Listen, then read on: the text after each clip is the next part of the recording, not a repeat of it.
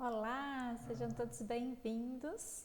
Começando mais uma live aqui sobre temas da parentalidade encorajadora. Hoje, para falarmos sobre conflitos entre irmãos, como amenizar as brigas aí, os conflitos entre os irmãos. Esse é um tema que os pais, deixam os pais de cabelo em pé, e nessa quarentena, então, nesse isolamento, a gente tem visto isso com mais frequência.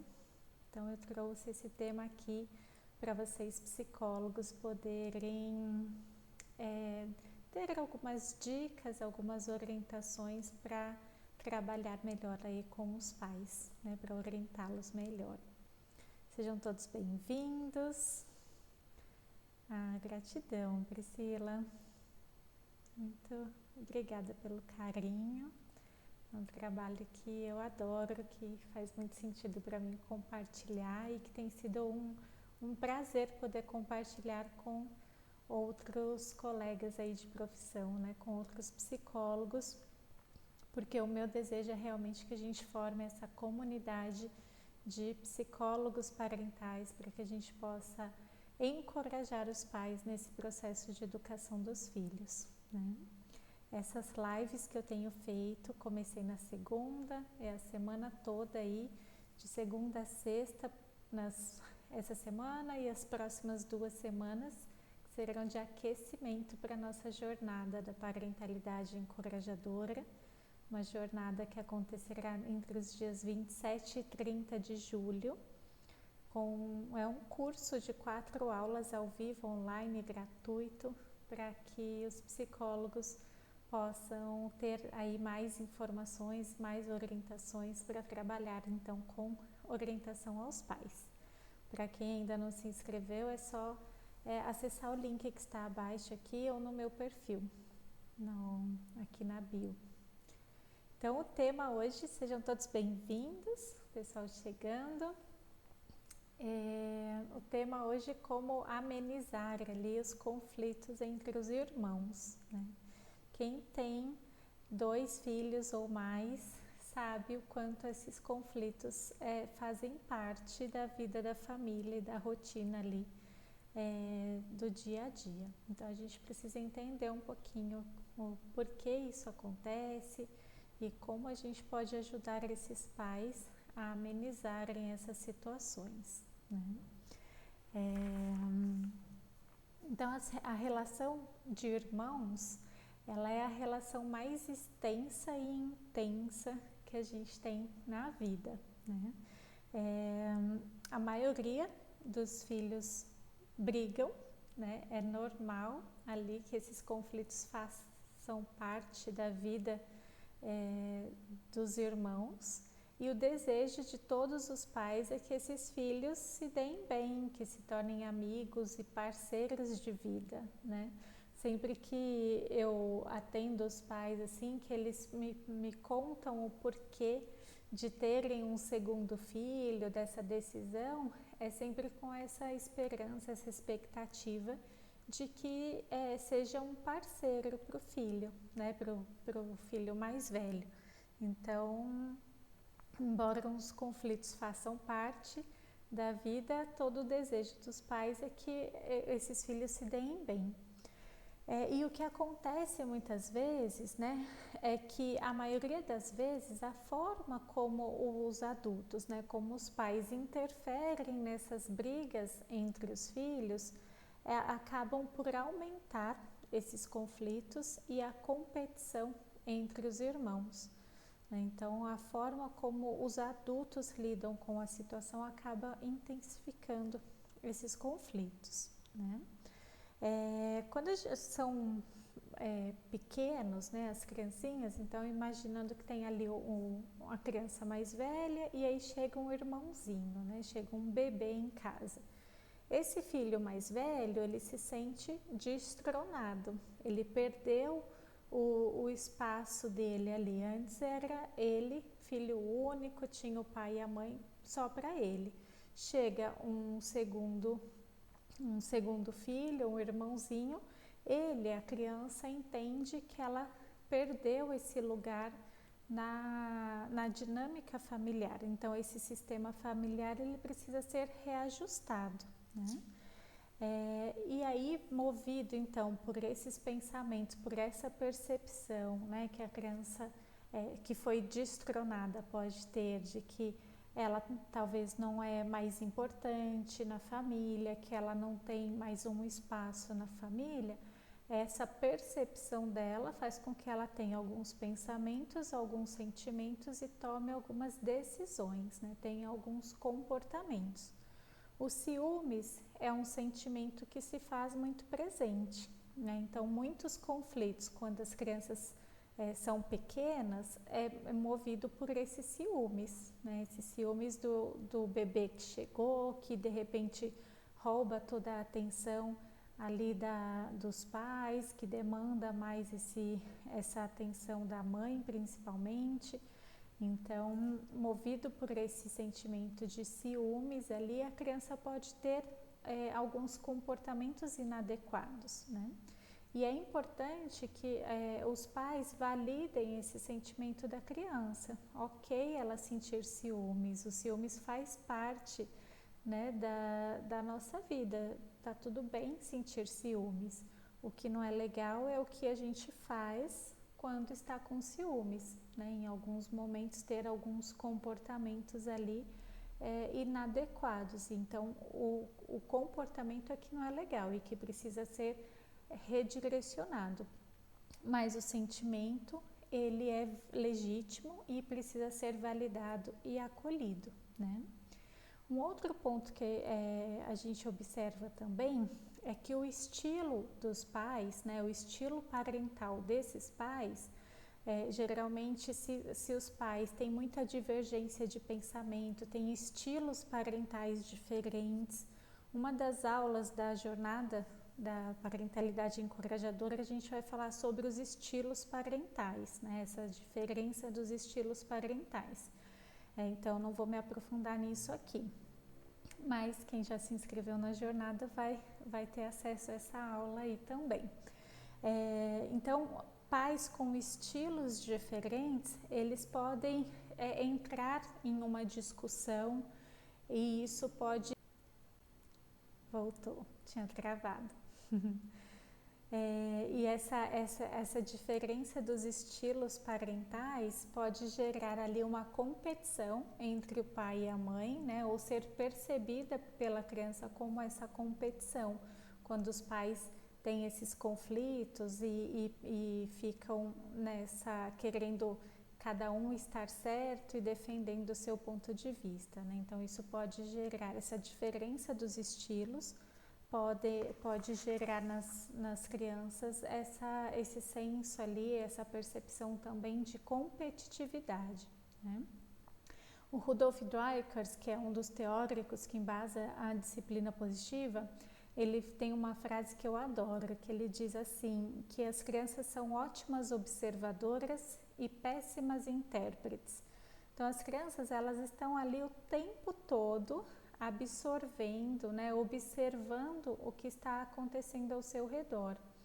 Elas estão formando o que a gente chama de lógica pessoal, né? Estão desenvolvendo a sua lógica pessoal a partir dessas percepções. Então, elas são ótimas observadoras, mas elas têm alguns equívocos ali ao interpretar aquilo que ela está observando. E o comportamento da criança, ele acontece em decorrência dessas percepções que ela tem. E de todo mundo é assim, né? Então, aquilo que a gente faz é a partir da nossa percepção e não da realidade em si.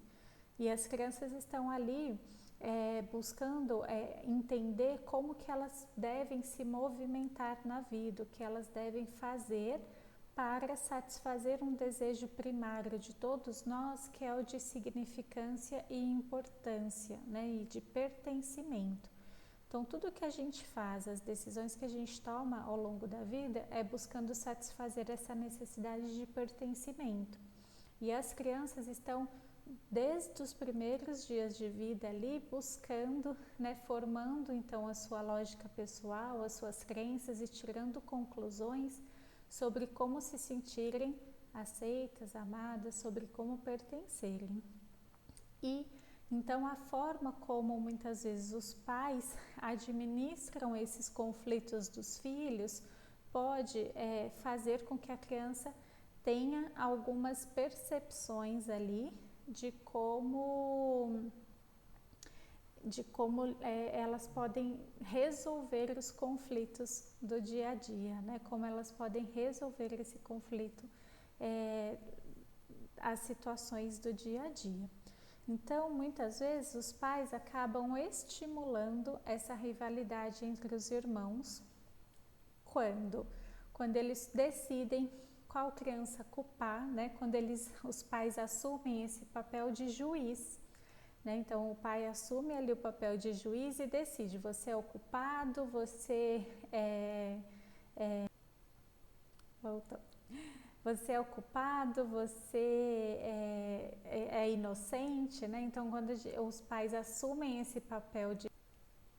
Vamos ver se assim melhora. O pessoal está reclamando que estava travando, né? Eu pus aqui só no 4G para ver se melhora. Me sinalizem aqui para mim se vocês estão me vendo e me ouvindo bem.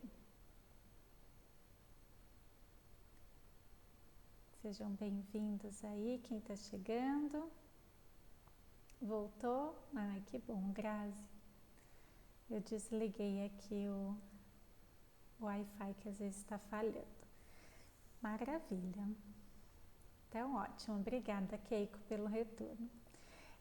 Então, os pais acabam estimulando essa rivalidade entre os irmãos quando eles assumem essa postura de juízes, né? De determinar ali quem está certo, quem está errado, distribuindo ali esse julgamento para os filhos, né?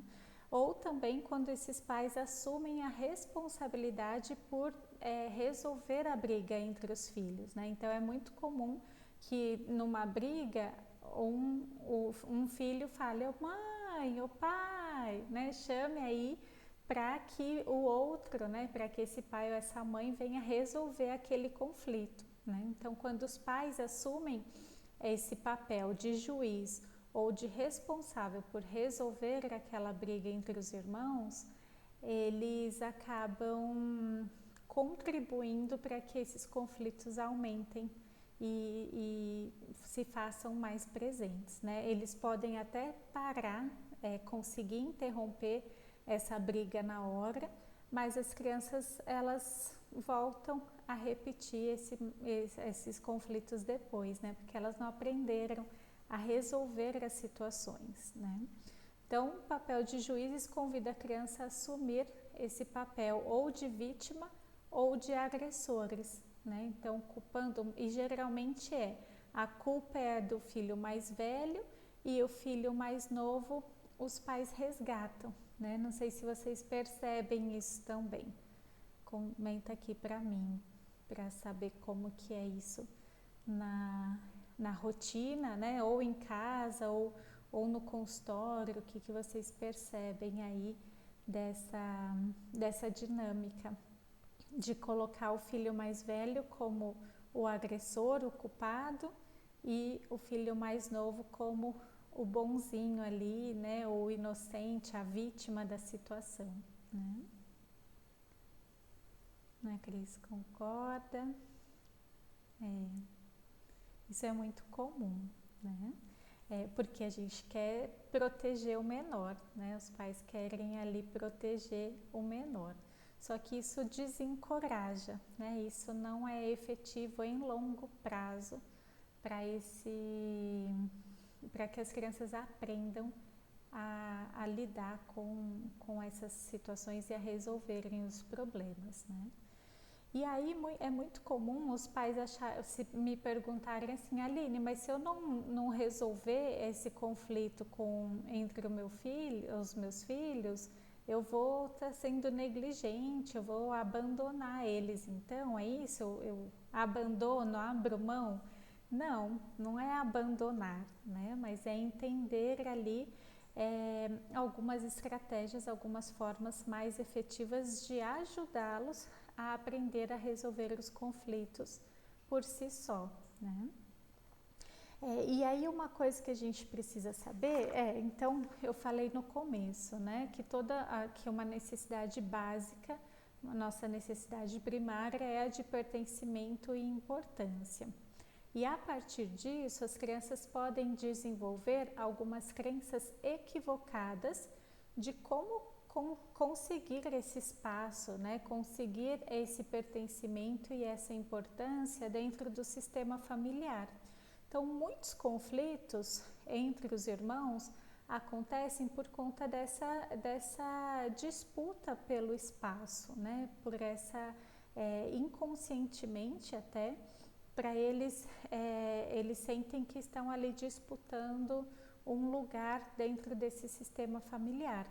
E se a gente age só no comportamento, naquilo que a gente está observando ali, é como agir vamos imaginar um iceberg, né? O comportamento que a gente está vendo é só aquela pontinha do iceberg. Então a gente precisa, né? Eu sempre convido os pais a escavarem esse iceberg, porque a gente precisa entender o que está por trás desse mau comportamento, dessas brigas, né? E o Rudolf Dreikurs, ele aponta 4 objetivos equivocados do mau comportamento, né? E inclusive das brigas entre os irmãos. E essas brigas, então, elas podem ser significativamente reduzidas se os pais se conectam com o que está por trás desses conflitos, né? Com a crença equivocada que a criança tem sobre como conseguir essa importância e esse pertencimento. E aí os 4 objetivos equivocados são atenção indevida. Então, às vezes, a criança tem aquela crença de que ela só é aceita e amada se ela tem a atenção. Então, aí ela briga, né, com o irmão ali, gera um conflito, porque ela é a forma que ela entendeu que ela tem a atenção ou do irmão ou dos pais, que vem alguém ali para socorrer, né? Então esse pode ser um dos objetivos equivocados. Um outro é o poder mal dirigido. Então aquela criança que briga para mostrar que ninguém manda nela, que você, né, o pai, a mãe não pode mandar ali fazer o que ela vai fazer o que ela quiser, né? Ela quer exercer esse poder, só que de uma forma equivocada, porque ela acha que ela só está no poder se ela só é aceita e amada se ela está no comando, se ela está exercendo esse poder pessoal. Ou então tem o objetivo também da vingança. Então essa criança que foi destronada, que perdeu ali, né, que acha que perdeu o seu espaço na família, ela pode se sentir magoada e então querer magoar o outro de volta, né? Quer magoar o irmão, quer magoar os pais ali porque ela se sente ferida. Ou então numa situação em que ela se sente também injustiçada. E aí, por se sentir injustiçada, ela quer se vingar ali, buscando essa justiça, né? Então, são alguns comportamentos ali, algumas crenças que podem estar por trás desse comportamento de brigas entre os irmãos. E tem também o 4º objetivo equivocado, que é a inadequação assumida. Então, talvez essa criança tenha entendido que brigar é a única forma de resolver a situação, né? Ela está tão desencorajada ali que ela acha que é só partindo para o conflito mesmo. E aí é por isso que a gente precisa sempre acolher essa família, né? Hoje eu só trabalho com o atendimento dos pais, né? Só com essa orientação aos pais, porque muitas vezes a forma dos pais administrarem os conflitos em casa, as divergências em casa, é através de brigas, né? Então os pais ali brigam muito, discutem muito, entram nesse embate e a criança que está ali observando toda a situação, ela acha que então brigar é a única forma de resolver esses conflitos. Então para mim faz muito sentido a gente trabalhar desenvolvendo essas habilidades dos pais, para que os pais possam desenvolver as habilidades das crianças, né? Já que são os pais que estão ali a maior parte do tempo com os seus filhos, né? Então esse trabalho de psicoeducação, de orientação aos pais, ele é muito importante, né? Inclusive quando os pais trazem essas situações de brigas, né, entre os filhos, enfim. E aí, como lidar, então, com esses conflitos, né? Como amenizar as brigas entre os irmãos? Um primeiro ponto que eu sempre falo para os pais é não escolher um lado. Eles não têm que assumir esse papel de juiz. Eles precisam ser imparciais, né? Porque assumir o papel de juiz ou escolher um lado, isso reforça a competição.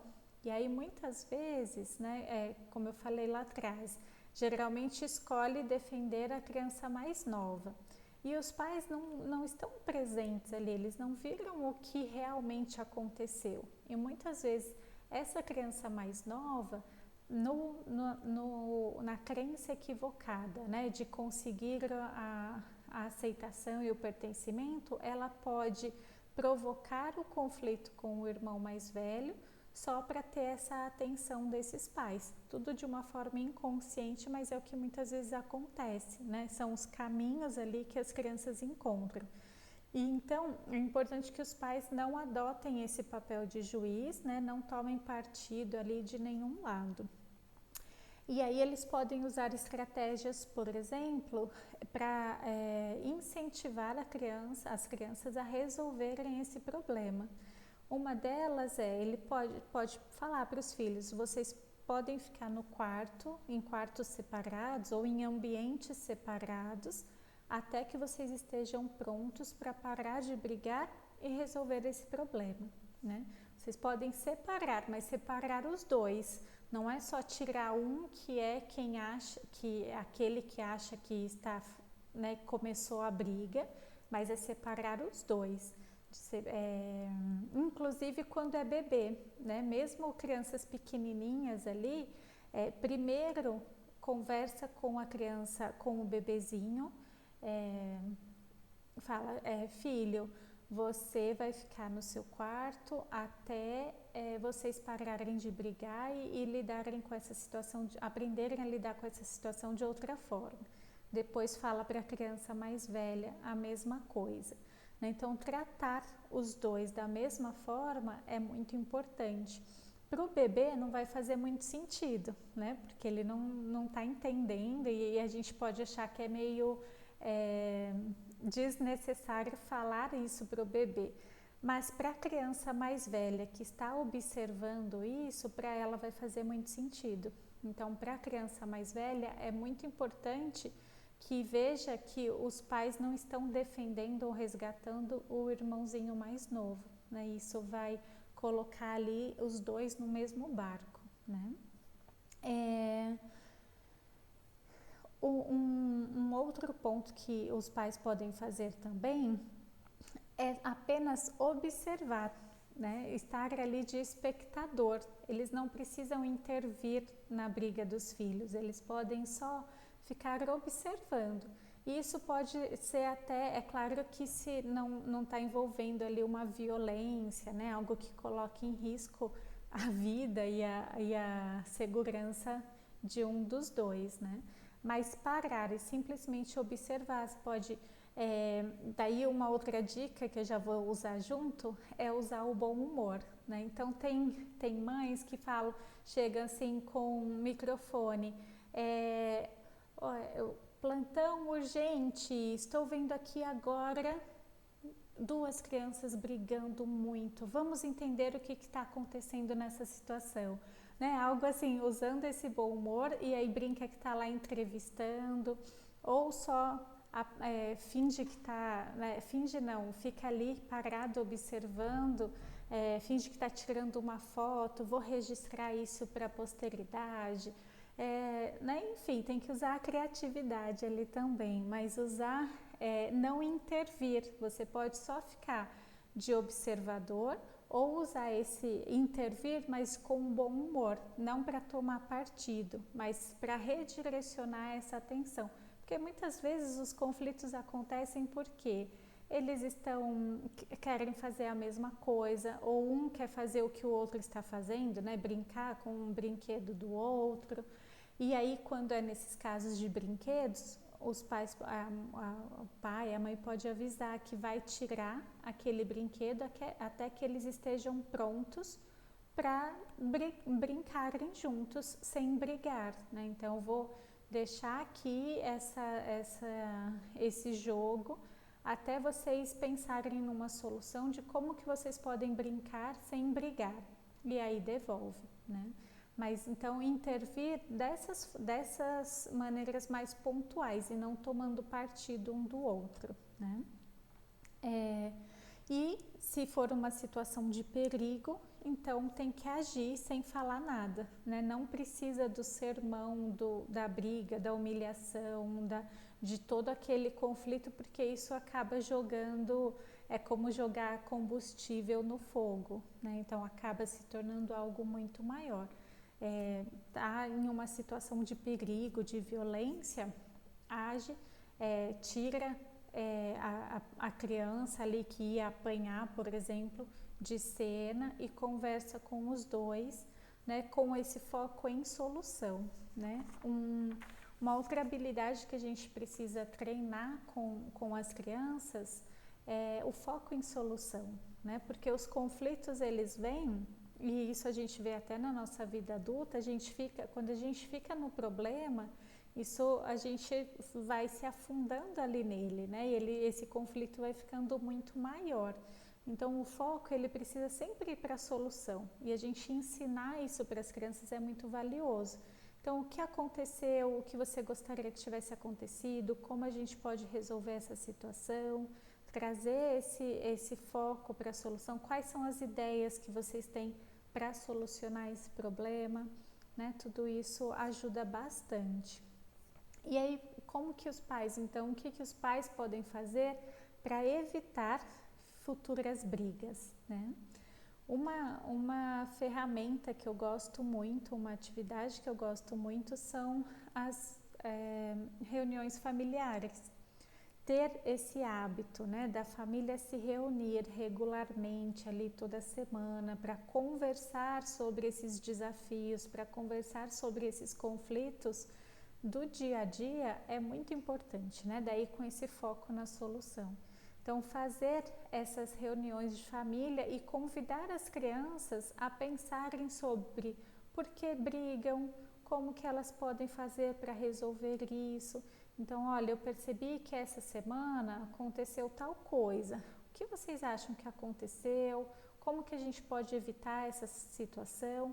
E aí escrever nessa pauta da reunião essas possíveis soluções.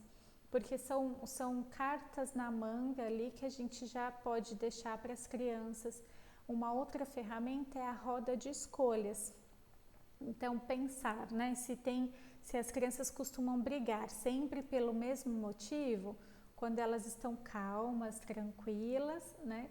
Porque lembra que na live de ontem eu falei do cérebro na palma da mão, né? Quando a gente está assim com raiva, a gente não tem aprendizado, não dá para resolver o problema na hora, né? Então precisa esperar se acalmar, resgatar o cérebro pensante para daí agir melhor, né? E aí tem num momento tranquilo, então que pode ser a reunião de família ou pode ser algum outro momento do dia, fazer essa roda de escolhas. O que cada um pode escolher fazer ao invés de brigar, né? Às vezes sair de cena, a negociação, conversar, expressar verbalmente aquilo que eles querem, porque tem crianças que vão mais para raiva ali, né? Numa situação de ameaça, elas querem atacar.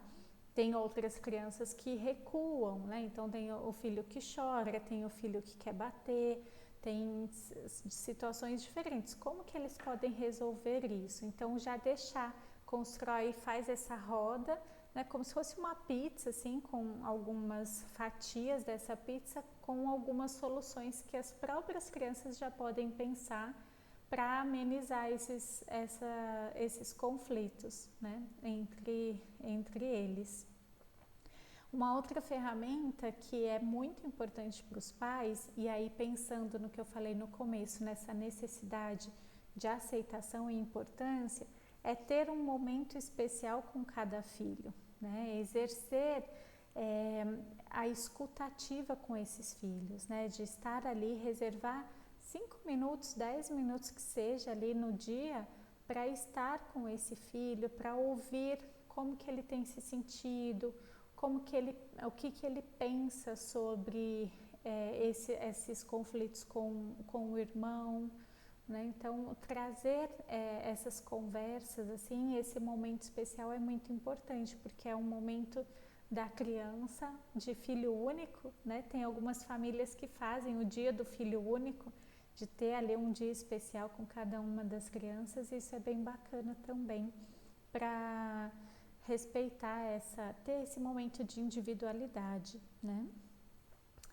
Uma outra ferramenta, uma outra atitude, né, dos pais que é muito importante, e isso acho que eu deveria até ter colocado em primeiro, é não comparar os filhos, né?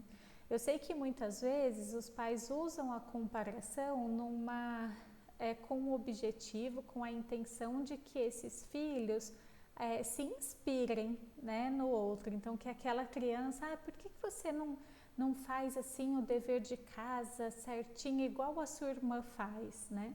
É para ver se aquela criança ou seu irmão se inspira na irmã.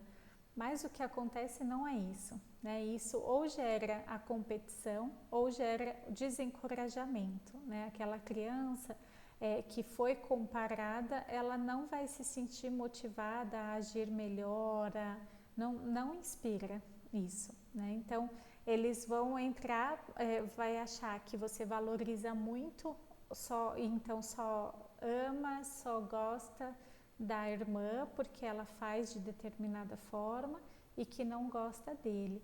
E a criança que se sente desencorajada, ela vai para o mau comportamento. Então, não comparar os filhos, isso é fundamental. E aí valorizar o estilo único, né? Essa individualidade, os pontos fortes de cada um deles, né?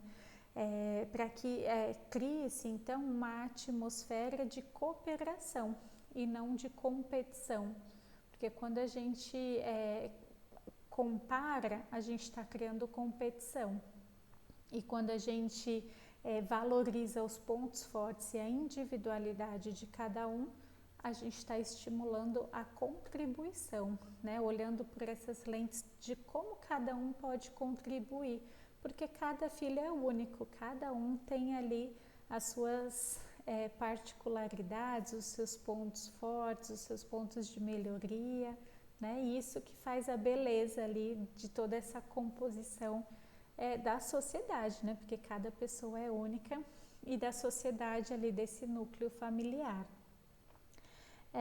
Uma outra ferramenta é envolver as crianças nas soluções, né? Isso eu já tinha comentado, da roda de escolhas, ou até no momento ali do conflito mesmo, trazer, convidar essas crianças, então, primeiro a se acalmar, né? Elas resgatarem esse cérebro pensante, se acalmar e pensarem juntas, como vocês acham que a gente pode resolver esse problema? Né? Deixar que as crianças também se coloquem ali. E os pais podem incentivar essa comunicação através das perguntas curiosas, que foi uma ferramenta, acho que eu falei ontem, né? Incentivando através das perguntas. Então tá, o que aconteceu? E o que você gostaria que tivesse acontecido? E você, filho, o que você achou disso? E como vocês podem resolver, né? Sempre perguntar e devolver isso para eles, e não assumindo essa responsabilidade de decidir quem está certo, quem está errado, quem tem que fazer o quê, né? Então, é devolver isso para eles. Essa é uma habilidade muito importante, porque as crianças, elas aprendem a se relacionar dentro desse sistema familiar primeiro, né? É o primeiro núcleo ali da criança, onde ela aprende sobre relacionamentos. E aí, essa experiência que ela tem dentro de casa, no sistema familiar, ela vai levar para fora, para as outras relações. Então, são habilidades de vida que a gente está ajudando as crianças a desenvolverem aí quando a gente ensina elas a resolverem esses conflitos com os irmãos, né? E uma outra dica que eu acho bem bacana é que os pais possam incluir atividades no dia a dia que envolvam, né, brincadeiras, atividades que convidem, que estimulem a cooperação e não jogos de competição, né? Então, várias atividades, assim, de repente, quebra-cabeça, jogos ali que precisa desse trabalho em equipe, né? Que incentive, para que mostre que cada criança tem algo a contribuir, cada criança tem o seu jeito ali especial de resolver, de contribuir com aquela situação. Então, acho que são dicas aí bem bacanas, bem importantes que a gente pode compartilhar com os pais para orientá-los de uma forma mais assertiva acerca de como resolverem esses conflitos, né? Não sei se vocês têm alguma pergunta, se tem algum comentário que vocês gostariam de colocar aqui. A gente tem alguns minutinhos ainda. E eu queria a participação de vocês também.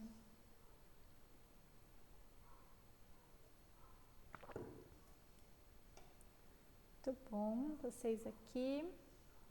Edneide.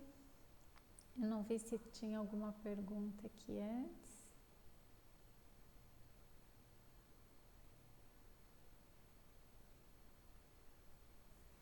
E vocês que estão assistindo, então, aqui, que são psicólogos, eu convido vocês a participarem da jornada Parentalidade Encorajadora, que vai acontecer entre os dias 27 e 30 de julho, um curso com 4 aulas online gratuitas com diversos temas aí sobre orientação de pais, sobre como podemos encorajar os pais para exercerem essa parentalidade gentil e firme, que desenvolva as habilidades das crianças, que ajude a resolver os conflitos.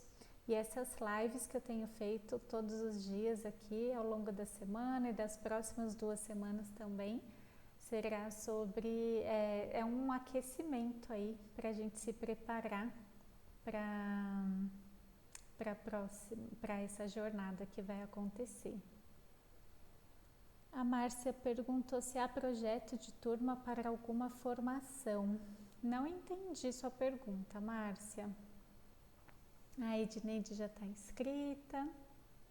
E quem está nos meus grupos do WhatsApp ou do Telegram, que se inscreveram na jornada e já estão nesses grupos do WhatsApp ou do Telegram, recebe um material de apoio, um PDF com tudo que a gente foi conversando aqui, tudo que eu trouxe aqui na live também, né, de todos os dias. Então tem um material bem bacana de apoio que vocês podem receber. E quem está assistindo a reprise pelo YouTube pode se inscrever, pode deixar um comentário aqui abaixo também, que depois eu respondo todos os comentários.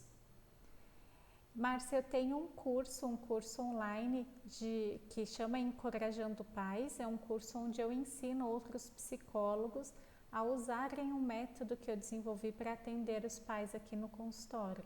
Então, eu estruturei um programa que chama Encorajando Pais, um programa de 10 sessões de orientação, né, de psicoeducação parental.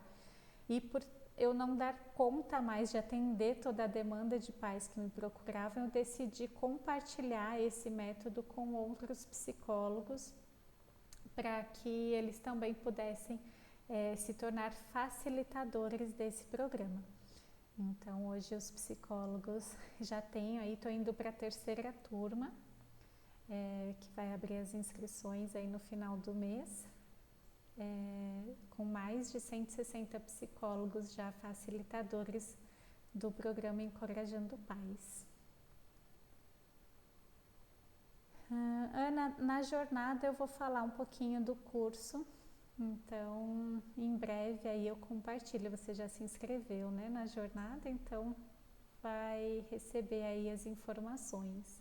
Márcia, se inscreva na jornada, o link está aqui na descrição do meu perfil, jornada.encorajandopais.com.br, e aí ao longo da jornada eu vou divulgar também as inscrições para a próxima turma. Ah, que ótimo que você já participa.